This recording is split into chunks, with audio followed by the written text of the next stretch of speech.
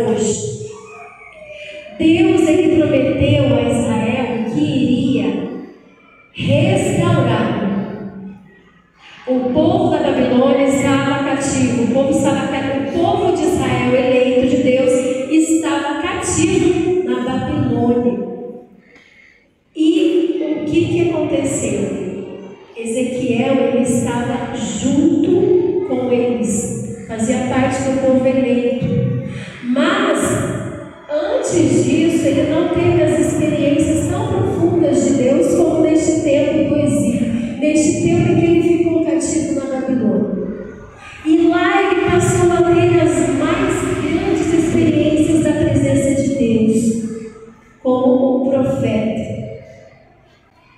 Ezequiel, ele foi um grande profeta que viveu num tempo muito difícil, onde aconteceu a destruição do templo sagrado de Jerusalém. Vocês já ouviram falar isso? Que o povo estava preso, cativo, o povo estava cativo na Babilônia, o povo de Deus. Quando Nabucodonosor, o rei da Babilônia, invadiu Judá e levou o povo eleito, ali estava Ezequiel, mesclado com todos os babilônios. E isso marcou a vida do profeta. Por que marcou? Por que marcou a vida do profeta? Aquele tempo de prisão, aquele tempo de escravidão, onde eles estavam presos lá. Porque foi lá que ele se aproximou de Deus. Foi lá que ele se aproximou, que ele conheceu a Deus. Qual é a sua prisão hoje? Aonde você está preso? De onde você precisa se libertar? Qual é a sua prisão hoje?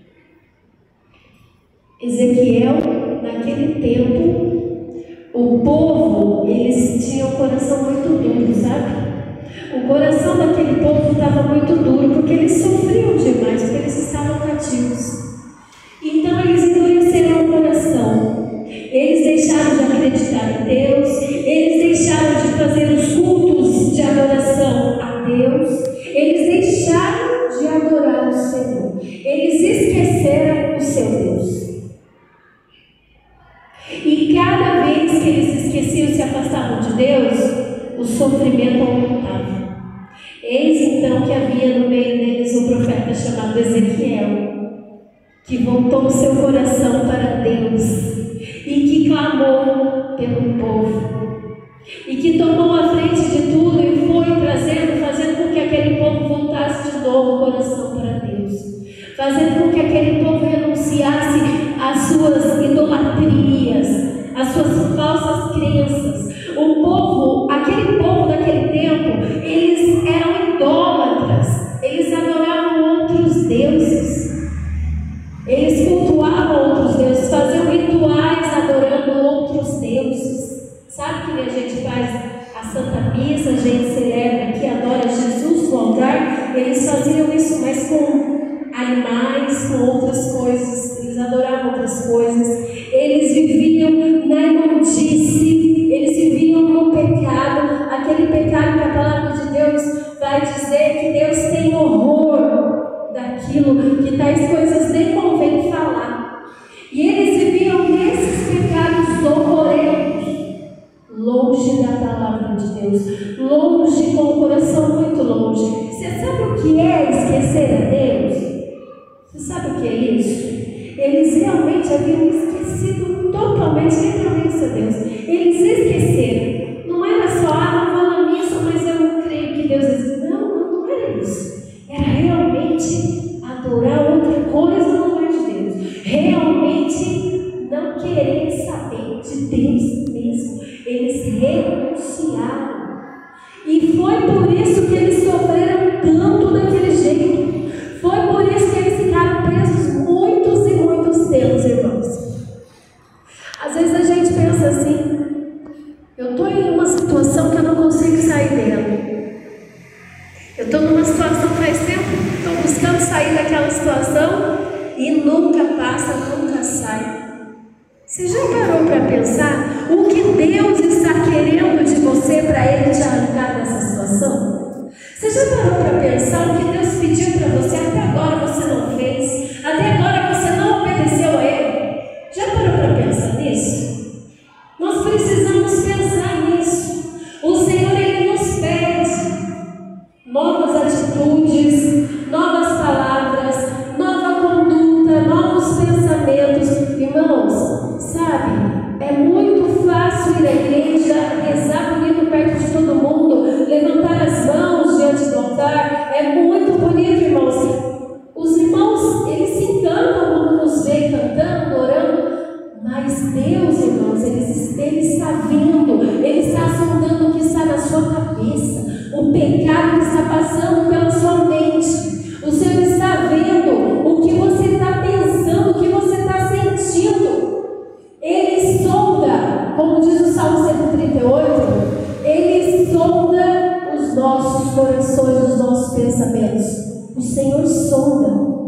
Você tem parado para pensar como é que tem sido a sua conduta de cristão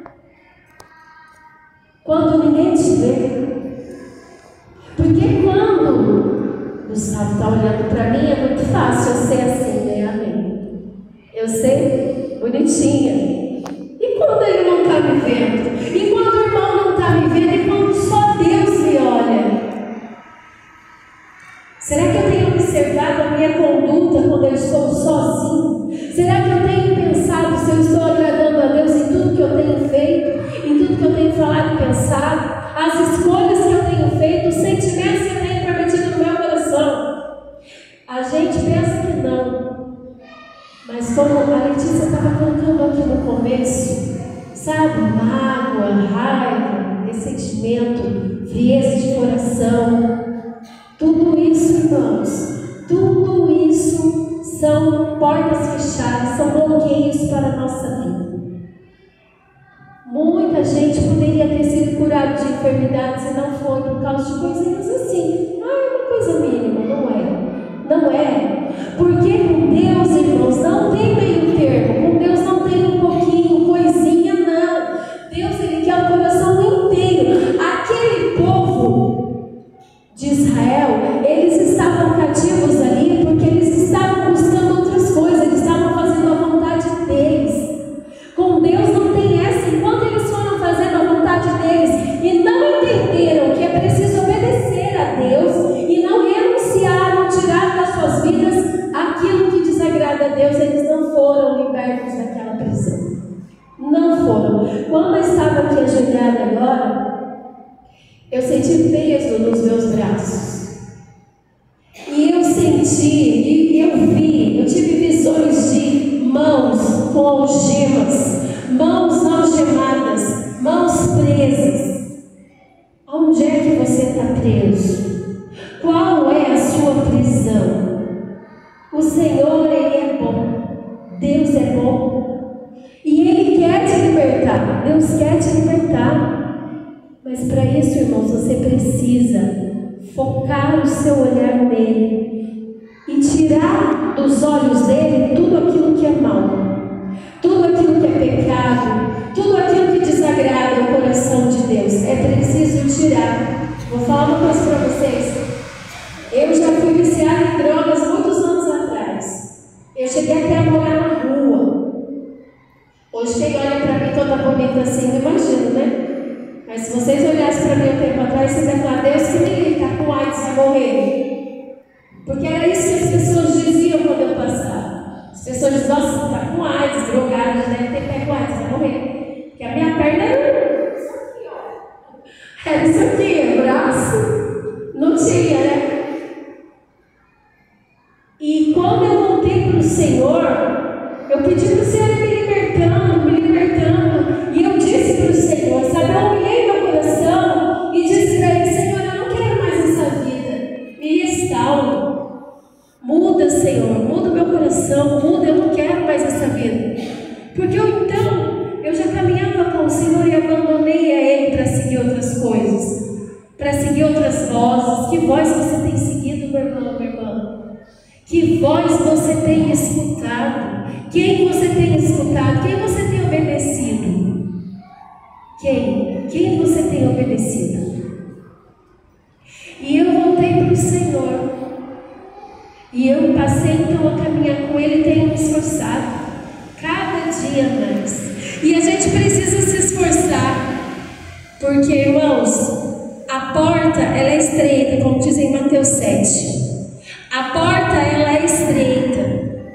Só vai passar por ela quem couber nela, quem estiver livre, sem nada. Livre do quê? Livre das coisas do mundo. Livre dos pecados. Quem se libertar de tudo aquilo que é desagradável a Deus vai passar por essa porta. Irmãos, não é brincadeira. Não é brincadeira.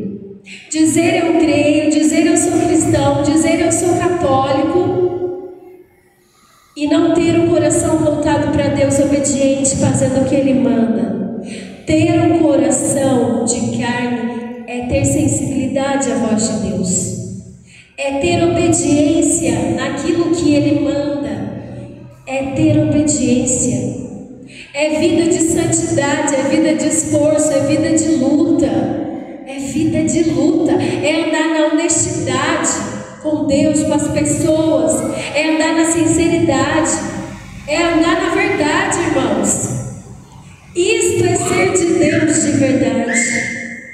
Deus, Ele quer te libertar daquilo que tem te oprimido. Não pensa você que Ele não é indiferente a você. Ele quer. Mas o que é que o Senhor está esperando? Por que Ele ainda não fez se Ele é Deus? Por que Ele ainda não fez? Por que eu rezo tanto e Ele ainda não me atendeu se Ele é Deus? Já parou para pensar nisso? O Senhor está pedindo muitas coisas. Eu sei que agora você está se lembrando. Alguma coisa o Senhor já pediu para você fazer. Deixar o quê? Que tipo de pecado? Pornografias, adultérios, palavrões, mentiras, fofocas. O que é vícios? O que é que o Senhor pediu para você deixar, para Ele te libertar e você ainda não deixou? Faça esse exame de consciência. Vai pensando. Quantas vezes você não se confessa? Quantas vezes você não tem procurado um sacerdote para se confessar, para se libertar dos seus pecados? Há quanto tempo você não procura um padre para se confessar? Muitas curas acontecem, físicas até mesmo, diante do sacerdote. Tem muita gente que testemunhou que foi curado de muitas doenças durante uma confissão. Tem pessoas que foram curadas de depressão, de angústias, de solidão, de dores na alma, de agonia, por uma confissão, porque se libertaram daquilo que estava oprimindo as suas almas, daquilo que desagradava a Deus.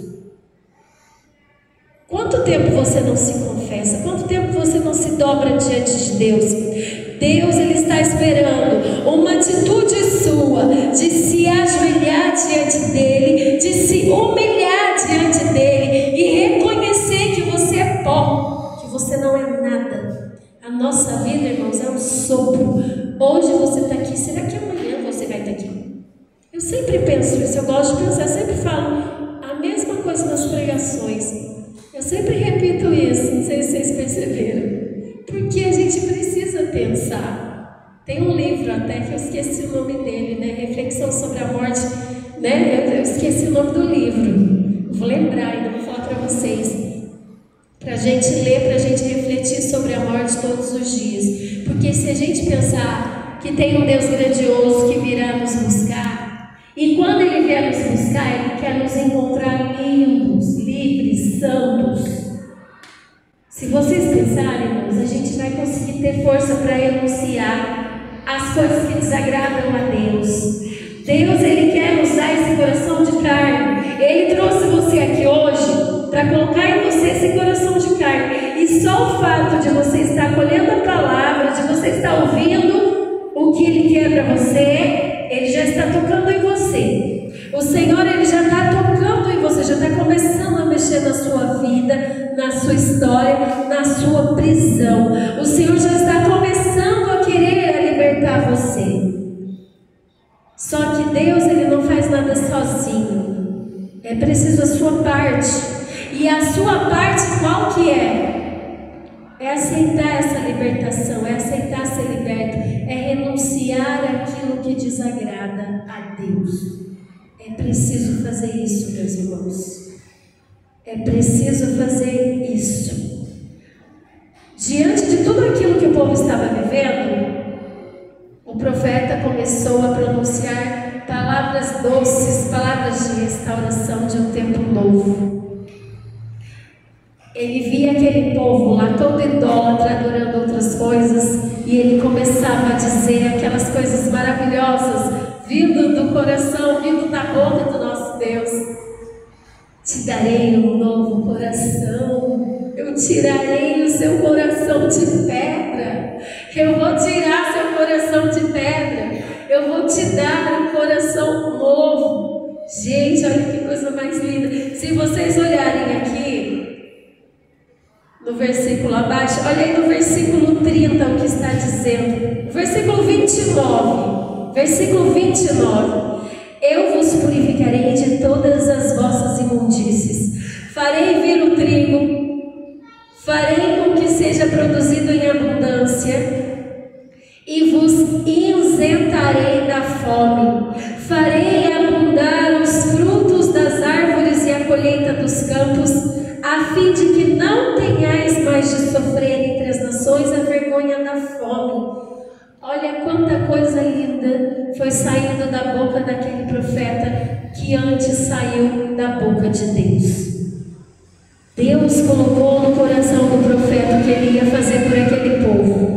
Desde que eles renunciassem à idolatria, desde que eles renunciassem a outras coisas, outras crenças, outros deuses, o pecado, aquilo que desagrada a Deus. Olha o que o Senhor falou: eles não passariam fome, Deus faria eles colher, ter frutos bons, maravilhosos para colher. Gente, isso não é mentira, é palavra de Deus. Deus então, através do profeta, mandou um recado para aquele povo: eu vou voltar o meu coração a eles, eu vou voltar o meu olhar a eles, e eu vou dar para eles um tempo de perdão, um tempo de restauração. E o Senhor hoje trouxe você aqui para te dizer isso. Ele quer te dar um tempo de perdão, um tempo de restauração. Às vezes a gente olha naquelas leituras da Semana Santa e a gente vê lá: Pedro negou Jesus 3 vezes. Nossa, como é que Pedro consegue negar Jesus? Conseguiu? Ele andava com Jesus. Como ele conseguiu negar Jesus 3 vezes? Quantas vezes eu e você negamos a Jesus? Quantas vezes? Quantas vezes nós temos negado Jesus com as nossas atitudes, com as nossas escolhas? Porque Deus fala: não fala mal do teu próximo, você fala. Não mente, você mente. Quantas vezes eu e você negamos Jesus e nós ficamos lá apontando Pedro? Pedro negou Jesus 3 vezes. Meu Deus, que tragédia. Se eu for pensar quantas vezes com o meu pecado, com a minha revolta de coração duro, de não querer perdoar, de não querer amar o próximo, de não querer acolher, quantas vezes eu neguei Jesus muito mais do que Pedro. Quantas vezes, irmãos? Não é verdade? Pense nisso, reflita. Reflita sobre a sua vida. A gente tem um mal muito grande. A gente reflete na vida do irmão. A gente observa a vida do irmão, mas não reflete na nossa. Observa a sua vida. Para diante de um espelho. Pega um espelho na sua casa. Para diante dele e olha para você. Olha, começa a olhar para você. Começa a entender você. Começa a ver como é que está a sua vida. Faça isso. E você vai encontrar tantas coisas para mudar. E a gente às vezes olhando para o irmão que não faz nada direito, que isso, aquilo, mas a gente faz isso e a gente está somando o que, irmãos? Pecado, pecado, pecado e só pecado. E a gente acha que não é pecado. Muitas vezes as portas fechadas na nossa vida são por causa do pecado. Sabia disso? Aí a gente diz: nossa, eu estou rezando, estou pedindo trabalho para Deus e nada. Eu estou rezando, estou pedindo a cura e nada. Eu também estou com um problema na minha casa, estava partilhando com a Letícia. A gente tem um filho de 19 anos que hoje ele também é dependente químico. Eu já vivi essa luta lá atrás, estou vivendo de novo com meu filho. E eu tenho perguntado para Deus, ele está acalmando agora, né? Está começando a acalmar, graças a Deus. E eu tenho perguntado para Deus: Senhor, o que ainda falta eu fazer? O que ainda falta eu tirar da minha vida? O que ainda falta eu fazer, Senhor, para receber esta graça na minha vida? E nós temos que fazer isso, mas irmãos, eu não deixei de adorar o Senhor por causa do sofrimento. Eu não deixei. Eu estou acompanhando aqui o Ezequiel. Imagina, lá esses lábios cativos presos, eles estavam passando fome. Eles passavam fome, sede, eles apanhavam, eles sofriam, eles eram tratados como escravos. E Ezequiel estava adorando a Deus.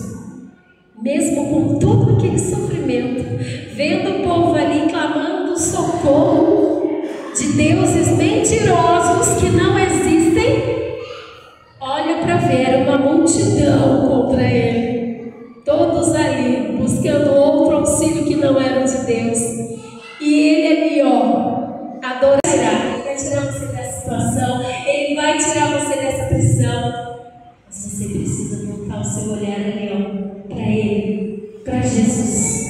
Volta o seu olhar para Jesus. Deixa ele te olhar. Deixa o olhar dele alcançar você. Creia nessa palavra.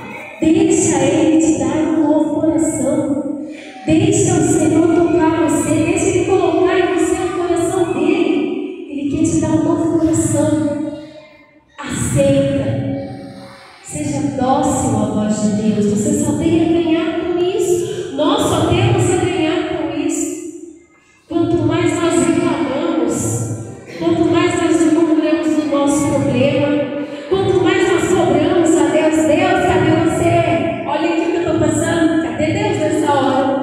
Quanto mais nós cobramos a Deus, irmãos, mais o diabo faz a festa na sua vida. E mais você fica nessa prisão, porque a oração de murmuração é a oração para o capeta. Deus não se alegra com esse tipo de oração. Essa aí é a oração para Satanás. É a oração para Satanás. E eu, com tudo que eu tenho vivido, eu tenho a ousadia de denunciar as obras do inferno mesmo. Eu denuncio Satanás e suas obras mesmo. Porque o Senhor é meu pastor, o Senhor é minha luz. Jesus Cristo é o meu Senhor. Quem tem sido o Senhor da sua casa? Quem tem sido o Senhor da sua vida? Quem tem sido o Senhor do seu trabalho? Quem tem sido o Senhor das suas vontades? Quem tem sido? Quem tem reinado dentro de você? O que tem reinado aqui na sua cabeça, na sua mente? Quem tem sido o Senhor da sua cabeça, dos seus pensamentos? Pense nisso. Quem é que tem reinado aí? Tudo que vem, irmãos, tudo, o diabo, ele tem um mau gosto terrível. Tudo que é mau gosto vem do diabo. É muito fácil saber o que vem de Deus, porque Deus é lindo. Ele é maravilhoso. Olha para quem está do seu lado. Olha para quem está do seu lado. Olha a obra maravilhosa. Olha a obra maravilhosa que Deus criou. Olha aqui que coisa linda. Olha que coisa mais linda que Deus criou. Está vendo como nosso Deus é perfeito? É muito fácil saber o que vem do diabo, gente. O que vem de Deus não traz confusão. O que vem de Deus não é feio, não é nojento, não é ridículo, que nem a gente tem visto as coisas no mundo. É muito fácil saber o que está desagradando a Deus. Não é verdade? Então pergunte para Deus: Senhor, o que falta eu fazer? Dobre-se a Ele, faça essa experiência na sua casa. Se dobra perto da sua cama antes de dormir, ou de manhã, escolha um horário que você achar melhor. Se dobra um pouquinho, pega a Bíblia, fecha seus olhinhos e fala com Deus no silêncio. Fala com o Senhor. Fala: Senhor, eu reconheço que eu não sou nada, eu sou pó e cinza. Eu não sou nada, Senhor. Mas eu tenho feito tanta coisa que eu sei que eu estou fora da tua vontade.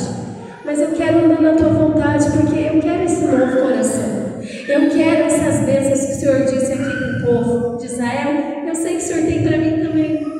Eu quero, mas mostra para mim o que eu preciso para receber tudo isso. Mostra para mim na simplicidade. Não fica procurando palavra difícil, que Deus não gosta disso, não. Deus não gosta. Deus não gosta de gente chique. Deus gosta do simples. Deus, olha, o rei nasceu na estrebaria, não tinha nem aonde nascer. Deus é simples, Ele gosta de simplicidade. Nós já não somos simples. Senhor, o que eu faço? Me mostra. Me mostra, Senhor, onde que eu estou errando, o que eu preciso mudar, o que eu preciso fazer. Faça isso, a gente precisa fazer isso. Precisa se dobrar. Eu reconheço que eu não sou nada. O Senhor é o tudo. O Senhor é Deus. Eu sou o quê? O que é que eu sou diante de um Deus tão grande, tão criador, gente? Que nós somos, e nós queremos impor para Deus o que Ele tem que fazer. Eu fiz jejum, fiz sacrifício, eu já fiz isso, viu? Eu estou falando para vocês porque eu já fiz isso. Eu já cheguei diante de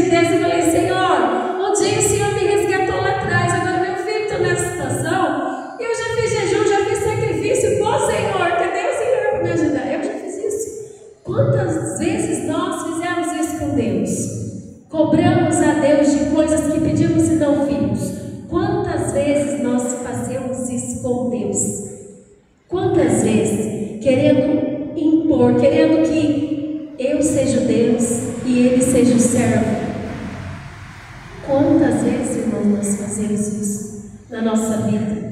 A gente não percebe, mas a gente faz. A gente acaba fazendo. Ah, se Deus... Eu já vi pessoas falarem: se Deus transformar meu marido, não vou para a igreja mais. Vai você e seu marido para o inferno. Só isso. Quem precisa de Deus é você. Você precisa dele. Eu já vi gente fazer isso. Me dá um sinal, Senhor. Se o Senhor não me dá um sinal, não me dá um trabalho, não me dá isso aqui, eu vou me curar, não vou, mas não vá. Vai atrás do quê? Não é verdade? Se só Jesus tem a vida, só Ele é o caminho, a verdade e a vida. Atrás do quê? Atrás de quem nós iremos? Não é verdade? Eu marquei uma palavra aqui de Isaías 59, convido você a ler comigo. Isaías 59, versículo 1, para encerrar, que já está acabando, né, Cíntia, o nosso tempo, né? A plaquinha, a famosa plaquinha já subiu ali.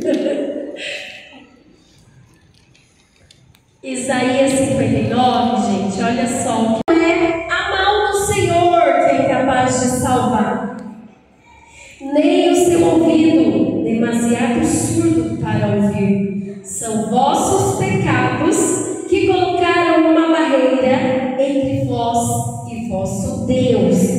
Vossas faltas são o motivo pelo qual a face se oculta para não ouvir. Está vendo a palavra de Deus? Palavra do Senhor? Graças a Deus. Lembrem desta palavra. Deus não é surdo, Deus não é mentiroso, Deus não é lerdo, Deus, aquele ditado é mentiroso. Deus tarda, mas não faz mentira. Deus não tarda. Deus não tarda. Ele é o Senhor do tempo. Por que Ele vai tardar?